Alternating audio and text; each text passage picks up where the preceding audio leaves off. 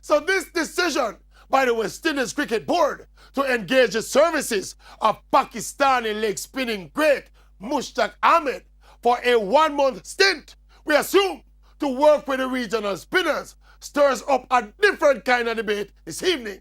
Should the leg spinning legend also help to coach regional batsmen on how to bat against spinners? On the face of it, it seems logical.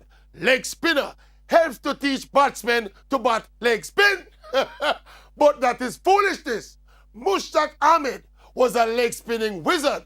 His specific area of expertise was deceiving batsmen and getting them out. He averaged 11.7 with a bat in 52 test matches. Mushtaq Ahmed was the consummate number 11 batsman, sometime in batter 12.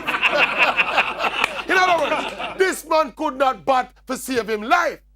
Who him going to teach for bat? Plus, fundamentally, batsmen and bowlers come at cricket from two completely different perspectives. The mindset and the skill set associated with scoring runs is diametrically opposite to the mindset and the skill set of taking wickets. So the fact that you bowl excellent leg spin don't mean you can bat excellently to leg spin and vice versa. Commonsensically, a person with some level of batting competence will make a better batting coach than a person with no batting competence. Let me ask this question.